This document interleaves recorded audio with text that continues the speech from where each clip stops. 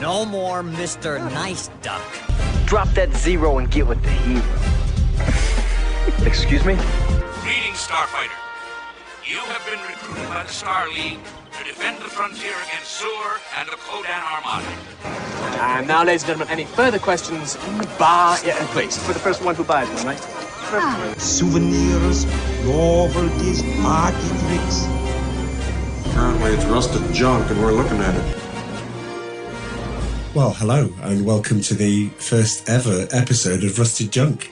My name is Charlie and I have a almost encyclopedic knowledge of good and bad films of the 80s. Well, in fact, films in general, basically. So, welcome along for the ride. I'm joined by, I don't know what you want to be called. What do you want to be called? The better half. The better half. So you'll always be referred to as the better half. Yeah. Right, okay. So, the better half then. Right. I'm sure that'll change. I'm sure that may be altered at some point. Oh, but, okay. Okay, but okay. Shall I introduce myself? Well, let's start again then. Hi, welcome to Rusted Junk. My name's Charlie, and this is the better half. Amanda. Hello. Or our better half. I don't know. I don't know. Well, you see, we're running into problems already. Okay. Right, well, that will change. But for now, anyway, my format for this is going to be, we are going to take some of the films that are not as well known as you may think. So, unfortunately, no critique of Back to the Future, which is amazing anyway. So, I suppose that is a critique. But anyway, we're going to take some of the films that are lesser known, really, but I consider to be gems. Some of them I haven't actually seen yet. Gems. Mm-hmm. Gems. In a loose sense of the word, some may need polishing, but gems. But gems nevertheless. Some films I haven't seen, and they may actually turn out to be truly dreadful. But no, I mean, I think it's going to work. I think it's going to be pretty good. What we'll do is we'll have an overview of the film. I'll tell you all about it. I'll play you a bit of the trailer. I'll give you a bit of the synopsis. I'll give you my view and a recollection, because I would have gone to the cinema to see a lot of these, or I would have watched them straight from the video shop. So basically, I may have a completely different opinion to the better half, who's not seen them at all and is coming to these completely fresh. She may not like the 80s after this. That might actually be one of the things that may happen. So that's what we're going to do, and that's the format. We're going to be doing what works, what didn't, looking at specific scenes, annoyances, highs, and whether or not it was pretty unexpected that you actually thought you were going to like it. We're going to kick off with a film called Iron Eagle.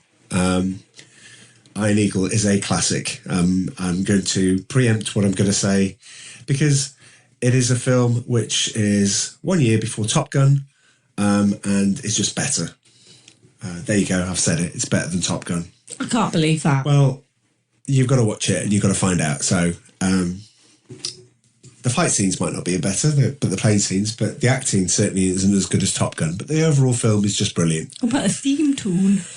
Oh, there's loads. Oh, that's where it is far better. Is it proper, like, 80s, full-on, kind of soft rock? Well, if I tell you that Queen One Vision is in there, then, you know... Did they write that for the film, or did they just nick it in the film? No, they nicked it in the film. Oh. But it works perfectly in the film. But there are going to be a lot of stories about Iron Eagle, especially to do with the soundtrack, that I will share with you, dear listeners.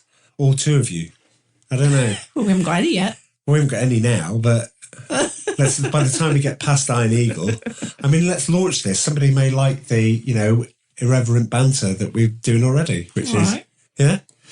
So, my better half, the better half. You've got to have a better name. We've got to come up with something better. Well, maybe the listeners could suggest something. Right, so both of you WhatsApp each other or find out each other and then decide on something and then just tell us what it should be called. That's the point. We could do a WhatsApp group, maybe. Oh, God, don't too know. ambitious. Okay. Okay, But we haven't got anyone in it. We haven't got any. Wait a minute, we haven't got any listeners. We haven't got anything. It's just the two of us. So WhatsApp group and Facebook page and all that. That's in the future, if at all. I guess I would ask Amanda. Amanda. Are we going to go with that? Yeah, Amanda. Well, then that's that makes my name. right. Well, I know, but Charles is my name. What's my name? Charles is my name, but I called myself Charlie for the podcast because it's a bit more accessible, isn't it? Oh, hello, Charles. Charles is here to review some films of the 80s. It'd be like, well, shouldn't you be doing something better, like, going for tea at the Ritz or something? Charles. Yeah. But Charlie is like, hey, Charlie. Charlie's going to tell us all about this film and, we might go and watch it Yeah, if it's entertaining enough. maybe. I would say that, as a rule, always take my opinion Yeah, the thing is, though, as Charlie- pretty much the definite one. as a kid, I used to have an imaginary bully called Charlie. Right. And he used to throw me off chairs. Obviously, there was nobody there. I'd just flick myself off a chair. But, yeah. Anyway. Oh, okay. Connotations. Well, this is, sorry, just to reiterate, this is a movie podcast. Okay. It's not a self-help and well-being, Let's go back. whereby we're going to talk through feelings. So what's your recollection of 80s movies? Where does it go? Do you have any bizarre 80s movies that you think, nobody's ever heard of that? Probably not. Did you just stick purely to, Back to the Future, Top Gun, Ghostbusters, and all that sort of stuff, and stick there? Keep in that zone. It was Mannequin in Yes, it the was. 80s. Yes, I went to cinema to see Mannequin. Now, would you say Also that's went forgotten? to cinema to see Blind Date. Which stars? Was it, what's his name? The Willis guy. Well, yeah, he's got a first name. I can't remember. What, you can't remember Bruce No, Willis's first that's name? it, Bruce Willis. Right, okay. I'll Well, give we you- won't be doing Die Hard, but just in case we offend some Yeah, people. but Mannequin. That was a wait a great minute. film. Who was the other person in Blind Date? Do you remember? Some blonde. Kim Basinger. That's the one. Yes. Do you know the premise of the film? A blind date. No, he has to take her. We will cover Blind Date, Oh, but will we? he has Okay. to take her out and look after her. As in, and date not- her. No, as in well, I think he's looking for love or something, and he goes out on a date, but his mate says, look, she's really nice, she's really friendly, but don't let her touch alcohol, otherwise she turns into a complete mess, which she does. Based on you, I think sweetheart. But anyway, yes. not quite that bad. Right, so now we've got where we are in 80s bit. Oh, dear. I thought I'd give you a little test. Weird Science. I remember that one. Yeah, well, I'm not sure that's... do you think that's forgotten? Probably not. If people say John Hughes films, they go Breakfast Club, Pretty in Pink, Ferris Bueller's Day Off. They don't go 16 Candles, Some Kind of Wonderful, and Weird Science. I would do them all, to be honest, but I'm just a massive John Hughes fan. Uncle Buck. Definitely. So, I'm going to ask you about 3 upcoming films that I... pretty sure that you have no idea what they're about. Okay. Right? So, I'll tell you the title, and if you then I'll tell you who's in it, and then I'll tell you what the IMDb says is the synopsis. So, the film is called Chances Are. It's about gambling. It's no. Oh. It's about love. Well, yeah, in a sort of way. Yeah. It's about the underdog Yeah. not getting the girl. Oh, okay. Yeah, maybe. It stars, and look at the age range at this point. Sybil Shepherd from Moonlighting. Oh, right. Maddie Hayes. Robert Downey Jr. Oh, blimey. in 1988. Is that 88, Robbie Downey. drug-fueled days? Do you think it was just before or... Oh. Well, sorry, alleged... Did we say alleged? I don't want to get in trouble on the podcast.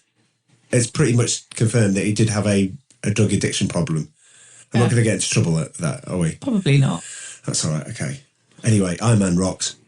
And and Mary Stuart Masterton, whose name will mean nothing to you, but she was in the John Hughes film, Some Kind of Wonderful, and she's about the same age as Robert Downey Jr. Does that give you any more clue? We've got older lady, 2 young people. Well, it's obviously not a threesome. Well, when I read, even more bizarre when I get to the synopsis. Okay, you ready? A reincarnated man unknowingly falls in love with his own daughter from a previous life. Oh, that's wrong. Well, it sounds wrong already. Once he realises this, he tries to end their relationship before angels erase his memory. So that's the kind of level we're at. And these are like household names. I mean, Robert Downey Jr. was in Weird Science. You might not remember that. No. But yes, he was in Weird Science. Okay. Okay, the next one, Vice Versa. Well, there's obviously some kind of swap thing going on here. Excellent. Yes, there is. But what though? Oh, is it a bit like Big? Is it a man and Big a boy? wasn't a swap thing.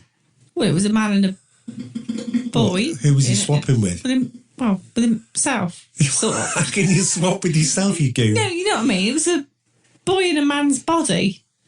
What? Yeah, well, there's no swap then, is there? He just basically gets older. He's not swapping with anyone. Okay, right.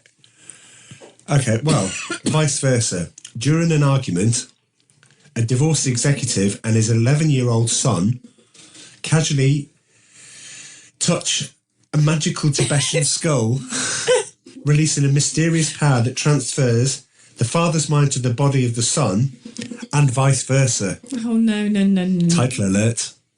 Their problems have just begun. Right. So, the last one, Black Rain. I've heard of that. Right. Wait a minute. Well, it stars extremely fantastic actor. Oh, 2, in fact. It's not Rutger Hauer or anything. No. I'm probably thinking of That's that. another fantastic actor, but yes. Black Rain, 1989. Directed by, dramatic pause, Ridley Scott. Who Is Sigourney Weaver in it? No. Oh. Strangely. Would I know anyone that's in it? You'd know both of them. Oh. Absolutely. We've watched both of their films, I would say. Oh. Black Rain. It stars Michael Douglas and a young Andy Garcia. Oh, my goodness. And two New York City cops arrest a Yakuza member and must escort him when he's extradited to Japan. It's very stylish. It's very cool. And there's lots of big shoulder pads and collars in it. Yeah, something like that. So, anyway, right. So what's the Black Rain bit? I don't know. There is rain in there. There are rain. There is rain. There are rainy bits. There is rain. There will be rain. There's rain. There will be rain. There will be rain. There will be rain. There will be rain. Anyway, so there we have it. That's our intro. That's us. If you want to keep listening, we're going to cover a different film. Every month? Are we going to do a month? Or probably a little bit more. Just to let people know, we're not discussing it now. We'll be discussing it in the next podcast. But the next one will be Iron Eagle, and it'll be absolutely great because it's just a great film. So we're just giving an intro on what films we are going to be watching. Absolutely. And you've got those 3 gems coming. Oh, delightful. I don't know if you want to start with Chances Are. No, let's not start with Chances Are. Let's just leave that. You might not be a Robert Downey Jr. fan by the end of it, but that's ridiculous. But he's Iron Man. How can I not be a fan? How can you not? Exactly. How can you not be? Oh.